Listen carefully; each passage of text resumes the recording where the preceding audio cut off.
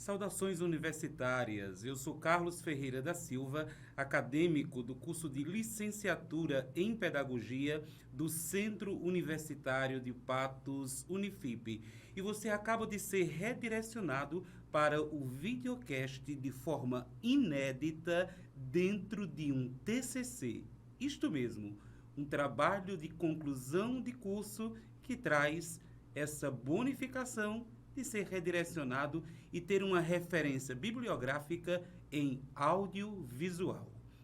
Aqui à minha frente, o jornalista, escritor, professor, ilustrador, multiartista José Vieira Júnior, ou simplesmente Júnior Mizaki. Júnior, uma alegria tê-lo, como disse, saindo das páginas de um TCC e agora de forma inédita, estando numa referência bibliográfica em audiovisual. Queria que você pudesse nos falar exatamente esse artista patuense, esse escritor patuense, nasce e a partir de quando ele ingressa nesse fantástico mundo da literatura infanto-juvenil. Olá, Carlos. Olá a todos que estão acompanhando, esse videocast.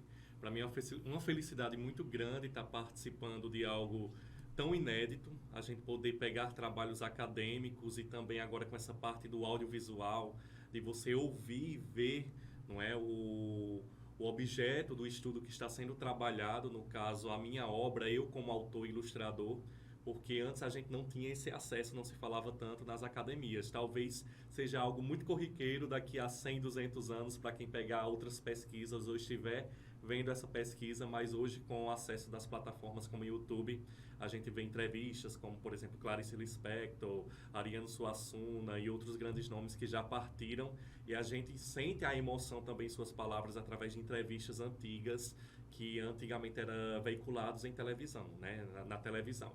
E hoje esse videocast possibilita justamente quem está pegando o seu trabalho ver esse material de uma forma mais concreta, olhando na cara do autor, não é? Ouvindo a voz, sentindo a emoção através da voz, falando um pouco da sua obra. Isso aí eu acho que serve de mais concreto para quem está apreciando o seu projeto. Para mim é uma felicidade muito grande. E é isso, de ser patoense, ser paraibano, ser sertanejo, é uma honra para poder falar de um trabalho que antigamente pensávamos muito em trabalhos voltados para o Centro-Sul ou então de literaturas estrangeiras, está representando o gênero infantil, infanto-juvenil aqui do nosso sertão, da nossa terra. Para mim é um valor enorme, que não só para mim, mas que para todos leitores, amantes desse gênero e também, por que não, pedagogos, já que as obras literárias, elas circulam esse ambiente, Então, muitas crianças começam a aprender a ler através da escola, não é do pai e da mãe que começa a acompanhar dentro de casa. Nem todas têm essa possibilidade de ter esse início de letramento dentro de casa. Então, o contato da maioria delas é dentro da escola. Então, por isso que é importante a gente, em pedagogia, falar mais sobre isso. Muito bem. Como se deu a sua chegada, o seu ingresso no mundo da literatura infanto-juvenil? Esse universo do gênero infantil, seja através de produção, de ilustração, ou então outras produções audiovisuais, sempre, digamos que me atraíram, seja através, já que eu sou da geração 80, da geração anos 80 e 90, eu tive a possibilidade de ser uma criança com muito entretenimento, no caso audiovisual, a televisão, que oferecia desenhos, programas infantis, que trabalhava esse lúdico, esse mundo da imaginação. E não é à toa que até, eu acho que acredito que as pessoas que passam hoje de 35 anos, brincaram como criança mesmo, até seus 12, 13, 14 anos. E como eu fui uma criança feliz nesse sentido de ter essa possibilidade de materiais voltado para o público infantil, de sonhar com os desenhos, de sonhar com as brincadeiras, de ter esse acesso, então isso me possibilitou muito a parte criativa. Infelizmente não fui educado para escrever desde criança, né? Uma educação que me incentivasse a isso. Na escola mesmo, a gente tinha muito acesso à literatura mais estrangeira, né? Aquelas literaturas de leite, aquelas literaturas clássicas, Chapeuzinho Vermelho, A Bela Adormecida. Depois pegava um autor de algum livro paradidático que a escola adotava com a editora, que também às vezes era alguém bem distante da nossa realidade, mas nunca tinha projetos de leitura, tipo, para a gente ficar cara a cara com o escritor, com o autor, para poder a gente se sentir motivado e ver que realmente isso existe, não é fato, não é ilusão, como eu passo em várias escolas, e as crianças às vezes olham para mim e perguntam à professora: tia, ele é de verdade, ele existe mesmo, porque ainda é um mundo meio que distante desse universo. Então, foi a partir da pandemia, já há muitos anos, pós os 30 anos, pós muitos anos de sala de aula, pós várias formações, que eu decidi refletir e repaginar minha carreira artística. Comecei aos 12 anos, fazendo curso de teatro, logo numa cidade que não tem uma fomentação às artes cênicas. Migrei para as artes visuais aos 13, que foi onde eu comecei a desenvolver melhor habilidades de desenhos e de pintura de forma profissionalmente. Então, parti para esse campo de estudo das artes visuais, só que eu estava vivenciando na pandemia as limitações de não poder ter espaços para expor os meus trabalhos. Foi quando eu decidi ter esse insight para a escrita, né? Já que eu escrevia peças para as escolas que eu trabalhava, já tinha muita coisa guardada, e eu decidi publicar, porque também eu já achava, tinha aquele trauma de infância, e achava que quem só publicava livro poderia ser alguém muito grande, alguém que tivesse editora, e que um autor independente não pudesse ter projeção. E foi totalmente o contrário. Clarice Andorinha surgiu com um mês praticamente de lançado, já ganhou um prêmio a nível estadual, que foi o Maria Pimentel, pela Lei Aldir Blanc, não é? Como um livro relevante para a nossa região, e através das lives, que também foi um outro instrumento vindo da pandemia, que nos possibilitou uma comunicação mais direta, ela começou a viajar para outras instituições fora de Patos e fora também da Paraíba, até mesmo o Distrito Federal, né, para dialogar sobre a questão da interpretação textual e de imagens. Isso, para mim, facilitou acreditar mais em mim enquanto um futuro escritor na época, né? Que eu ainda tinha essa insegurança. Até o segundo ou terceiro livro eu não aceitava essa identidade quando me chamavam de escritor. O escritor Júnior Misaki ainda me causava uma estranheza, e a pandemia me possibilitou essa abertura. E vocês observam que nós não estamos sozinhos, né?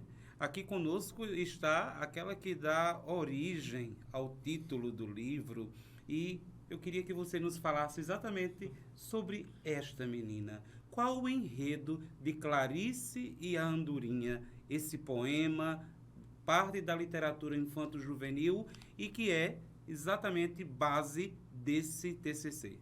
Bom, estamos vivenciando uma era que se há necessidade da gente falar sobre diversidade, principalmente diversidade familiar, não é? E enquanto pedagogo, vou falar enquanto pedagogo, né? A realidade em sala de aula, nas escolas, nas instituições, principalmente públicas e até mesmo privadas, a gente vê que os ambientes familiares, eles dialogam de outras formas e está cada vez mais presente dentro da nossa sociedade. E não tem como a gente barrar ou ditar, digamos, que receita, dizer, não, um ambiente familiar como antigamente, eu sou da época que a escola tinha uma disciplina que chamava Educação para o Lar, né? Parece até meio bizarro a gente do sexto ao nono ano estudar padrões de famílias dentro de uma disciplina escolar e posições de etiquetas refinadas que vai totalmente contra a cultura do universo da realidade que nós vivemos. Então, Clarice, ela traz essa realidade de uma menina comum. Há muitas meninas que também se incorporam como Clarice, filha de mãe solteira, criada num ambiente onde ela também traz a referência da imagem do avô, né, a imagem do avô e a ausência da presença paterna dentro do seu lar, e que ela acaba conhecendo uma andorinha que foi abandonada pelos pais numa noite de chuva, e ela vai ajudar essa andorinha a voltar para o seu ninho, já que é uma filhote. E a andorinha relata que é criada por duas andorinhas que ela resolve chamar de mãe por essa questão do acolhimento. Por isso que nós temos nas ilustrações muito essa simbologia do ninho, né? O ninho que representa a afetividade, representa o lar, representa a união, o cuidado. E essas duas andorinhas que moram nesse ninho acolheram esse passarinho para que ele não pudesse morrer, né, ou ficar lá abandonado ou ter outro destino. E ele ama muito, pelas palavras dele, essas duas mães. E as mães, elas demonstram durante a história esse cuidado, essa preocupação, esse amor, que é isso que família se configura hoje em dia, né? Família a gente pode definir, conceituar como um ambiente de cuidado, como um ambiente de amor, como um ambiente que lhe proporciona essa possibilidade de proteção e de segurança afetiva para que você possa direcionar outros caminhos quando você se torna um adulto, né? Até quando a gente é adulto, a gente precisa da família. A família sempre vai ser um símbolo a que a gente vai recorrer nos momentos de socorro, nos momentos de desespero. E de acolhimento também, de necessidade de acolhimento afetivo. E Clarice, ela de início tem esse choque, porque ela estranha. Nossa, duas andorinhas, duas mães, como assim? Isso existe? Né? Aí ele vai explicar a situação, a andorinha vai explicar a situação que foi abandonada pelos pais numa noite de chuva e que essas duas mães a cuidam dele com muito amor. Clarice conhece essas duas mães e ela começa a observar que realmente há um cuidado, né, de afetividade nessa ligação familiar, e ela relata também que a família dela não é uma família tradicionalmente considerada padrão, que ela é criada pela mãe, que obviamente é uma mãe que sai para trabalhar, então o pai, que é a imagem paterna aqui no caso o avô, né, que é o pai da mãe, é o que dá essa atenção dentro de casa a ela, que mostra essa afetividade, e ela percebe que também ela se configura num lar feliz, né, num lar de felicidade. E com isso ela entende o mundo do universo da andorinha, entende também o dela enquanto identidade, né? Identidade familiar, ela entende que aquilo ali que ela vive também é uma família, e com isso ela normaliza a situação, vê que realmente não há porquê julgarmos ou termos algum tipo de preconceito porque eu não moro com meu pai e com minha mãe. Né? Muitas crianças, aliás, muitos adultos já moraram com pais e mães que viviam num ambiente meio que conflituoso. Né? Então, por que eu vou julgar o meu colega que não mora com a mãe e com o pai, porque ele mora só com o pai, ele mora só com a mãe, ele mora com dois pais ou duas mães, ou mora com avô, com padrinho, com madrinha, né? Porque eu vou julgar, eu devo julgar e dizer que aquilo ali é errado e dizer que aquilo ali não é uma família, né? Então a gente precisa trazer isso mais para um ambiente, principalmente escolar, porque a gente vê muitas crianças que são cuidadas pelos avós, são cuidadas por madrinhas, por tias. Ontem mesmo eu estava numa escola que eu fiz esse diálogo. Perguntei, quem aqui mora com papai e mamãe? 40% das crianças relativamente levantaram a mão. Aí eu perguntei, quantas crianças relativamente moram aqui só com os avós? Acho que foi 50 e poucos % que levantaram. 2 ou 3 disseram que morava com madrinha, com primo, com tio, com irmão. Ou seja, a gente vai julgar? Não vai. Por isso que a gente também precisa quebrar alguns estereotipos dentro da própria educação, principalmente pública, que é a imagem marqueteira que muitas escolas particulares adotam para poder fazer o social entre as famílias, que são as festas tradicionais de Dia das Mães, Dia dos Pais, não é? No ambiente público a gente não vê isso. Dia das Mães, a maioria quem vai, pelos meus 19 anos como educador, que já passei por várias instituições em 2 estados, eu vejo a presença mais das avós. Dias dos Pais, são mínima a participação dos pais que a gente vê lá. E também a gente vê a configuração de muitos avós, né, nesse ambiente. Então, por que não discutir também o Dia da Família? Seria porque a educação começa com a família. Então, traz a família, não importa o padrão, não importa o formato, traz essa família para dentro da escola e não vamos ficar, digamos que, dividindo subgêneros, né? Não, isso aqui é só mãe, isso daqui é só pai, como a gente tinha principalmente numa visão educacional lá dos anos 80, lá dos anos 90, eu acho que isso não cabe hoje em dia. E Clarice Andorinha já começa a trabalhar na criança essa conscientização de respeito, de normalização dessa situação, de configuração familiar, que ela existe, não tem por onde correr, e a gente não pode desprezar uma criança, porque isso pode gerar traumas, né? Porque, eu não tenho culpa que eu não moro com meu pai, eu não tenho culpa que eu não conheço a minha mãe e fui criado com minha tia. Aí eu vou endemonizar a criança, a história de vida dela por causa disso? Não, né? Isso não é pedagógico, né? E eu acho que a gente precisa trazer mais essas questões.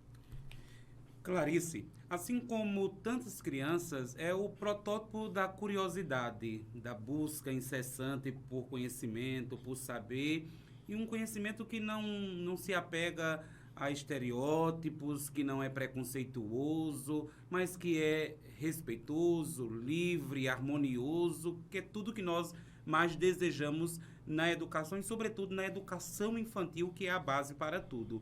Eu queria que você nos falasse, Mizaki, exatamente sobre isso. Como Clarice ajuda a compreensão, já desde a tenra infância, para as questões de diversidade, inclusive de gênero, que é o que o nosso trabalho de conclusão de curso foca. Eu acredito que a Clarice, ela já propõe, não é, enquanto a construção da sua própria imagem. É um personagem que, quando eu comecei a criar, claro, que a me inspirar em outras fontes já existentes do mundo dos quadrinhos. Eu pauto aqui a própria Turma da Mônica, do Maurício de Souza, que é uma referência, né, primordial para mim enquanto ilustrador. Eu quis trazer essa referência imagética dela na construção da personagem. Então, é uma personagem que se configura numa menina negra, né? O cabelo foi muito discutido nessa questão de construção por muitas pessoas. Mas uma menina de cabelo roxo, isso aí pode causar uma confusão em algumas crianças. E eu falo agora como artista e como pesquisador em artes, né? E foi todo um estudo de cores para poder trazer para esse universo de construção, de palhetas, de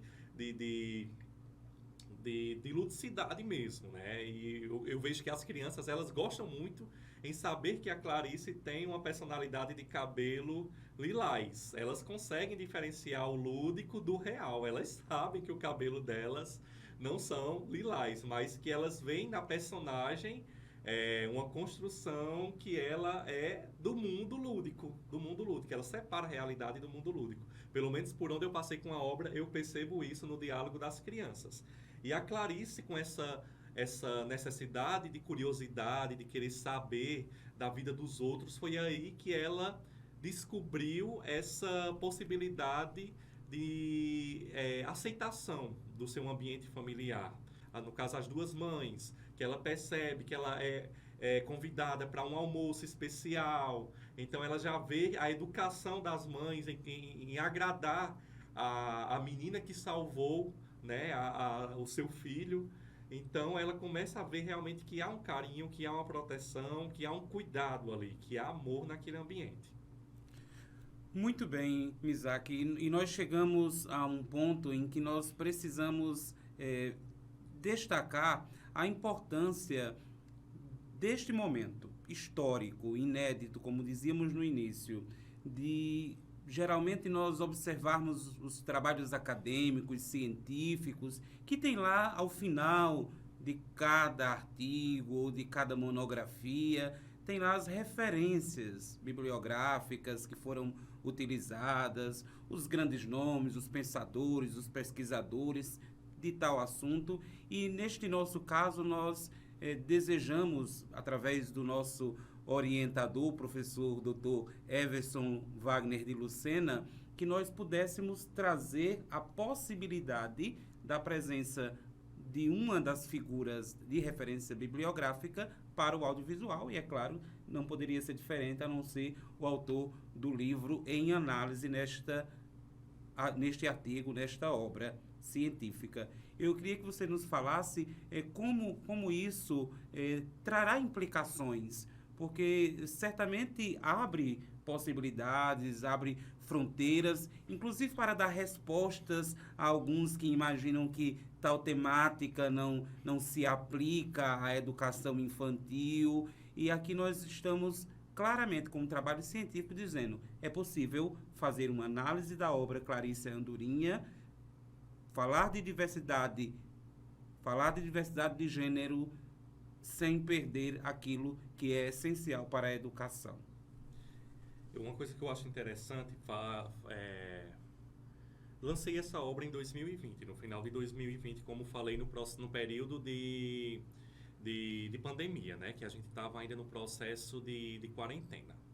Então, quando eu lancei essa obra, também inspirada em vida de alunos que eu comecei a observar, principalmente lá na cidade de São João do Sabugi, no interior do Rio Grande do Norte, onde num dia de um desfile cívico, no 7 de setembro, a escola foi fazer o desfile e eu vi que tinha uma ala, né, uma categoria de representativa, que a gente estava falando sobre família, de uma turma de segundo ano, acredito que era primeiro ou era segundo ano, onde tinha uma menina que era criada por duas mulheres. E que cada criança estava levando um porta-retrato da representação da sua família. E eu vi que a professora, né, permitiu, com consentimento da família, que a criança, juntamente com os outros coleguinhas que levavam a foto do avô, da avó, ela levasse das duas mães, né? E isso eu achei inédito, enquanto educador, que eu não tinha visto ainda uma atitude dessa tão clara e tão óbvia, né, em relação à aceitação, e que essa criança não foi julgada, essa criança estava muito feliz e tinha muito orgulho de dizer que tinha duas mães.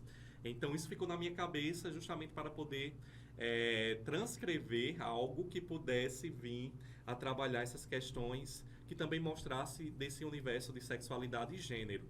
Eu sei que infelizmente vivemos no Brasil um período sombrio, onde até na nossa cidade mesmo, aqui na cidade de Patos, na Paraíba, leis foram criadas por parlamentares que permitia essa limitação de acesso, de se falar sobre diversidade e sobre gêneros dentro das escolas, né? Que isso é um retrocesso que foram criadas através de fake news, dizendo que determinados kits de sexualidades eram distribuídos nas escolas. E a gente sabe que isso foi um período de fake news, né? De fake news que, claro, que um educador ele é preparado, e o próprio MEC é uma instituição que ela tem essa triagem para saber que tipo de livro, que tipo de literatura, que tipo de ensinamento de competências e habilidades poderão ser inseridas dentro de um ambiente escolar. E que isso realmente, a prática, o coito, isso aí não é algo que nunca entraria dentro de uma escola, seja lá qualquer tipo de ambiente. Então, criou-se esse folclore, né, do preconceito, e que isso poderia destruir a cabeça das crianças. Por exemplo, Clarice Andorinha, ela mostra essa questão da criação das duas mães com o filho, né, com a Andorinha. Mas em momento algum ela não deixa a deduzir atos de coito, de libertinagem, que isso independente do padrão, se for não binário, homossexual, heterossexual, isso venha a trazer para dentro de um ambiente familiar. Que a gente sabe que existem casos e casos. Uma coisa que eu observo em muitas escolas particulares é trabalhar o tema diversidade dentro da educação infantil, e que na realidade é apenas uma música, é um momento com músicas religiosas direcionada a um único credo, mas que coloca o nome diversidade bem grande em letreiros, slides, em bolas de assopro, balões e tal, mas que não fala realmente do que é diversidade. Não é? Não faz isso. Porque quando a escola ela começa a construir essa denominação de dia de mães, dia de pais, né? O educador começa a julgar a criança desde cedo, né? Não, porque tem crianças que têm traumas familiares, que não conhecem seus pais biológicos, não conhecem só o seu pai biológico, só sua mãe biológica, porque é criado por um ou por outro, nessa configuração, ou por um avô, um tio. E tem educadores que ainda trazem isso. Não, mas você tem pai. Desenha aí o seu pai porque você tem pai. Desenha aí a sua mãe porque você tem uma mãe, né? Você não é só criado pela, sabe, quer forçar aquele padrão de família, que isso pode gerar trauma, e isso não é pedagógico, né? Temos vários autores que trazem esse tipo de abordagem na pesquisa mesmo, né? E a Clarice Andorinha é uma obra que ela pode amenizar esse tipo de dor e também pode facilitar a compreensão desses diferentes padrões que se configuram no âmbito familiar, sem trazer essa perspectiva preconceituosa, essa perspectiva de destruição de alguma construção pedagógica, né? E temos não só o Júnior Missac, mas vários autores que já estão trabalhando isso. E as escolas, elas precisam aceitar esse tipo de literatura para poder a gente construir um mundo melhor, já que tanto fala em chão de escola, tanto fala em amar, né, os alunos e levar ele uma imagem que possa sair para a sociedade futuramente quando crescerem, com dignidade, com respeito ao próximo, né? Então a gente precisa realmente bater nessa tecla. E assim é uma centelha de provocação, de inquietação, de perturbação, não com o desejo de criar polêmica, mas com o desejo de fomentar sempre a boa discussão na educação, quer na educação infantil, básica, quer em qualquer etapa da educação, sempre estaremos preocupados com o respeito, com a dignidade, com a acolhida, com a diversidade, dando possibilidades de que cada um construa a sua própria verdade. E assim, cada um seguirá a sua vida do jeito que bem entender, do jeito que bem desejar. Por isso, Clarice Andorinha e esse TCC devam ser um farol que nos ajudará a apontar seguramente para um mundo mais justo, mais fraterno. É isso que nós desejamos. E eu espero que vocês tenham uma boa leitura do restante de nosso trabalho de TCC, que não só é esse videocast. E se você gostou da presença dessa referência bibliográfica em audiovisual, siga-o também nas redes sociais, compre, adquira as suas obras e assim você estará ajudando não somente a valorizar o escritor, mas a educação, a literatura infanto-juvenil e a diversidade.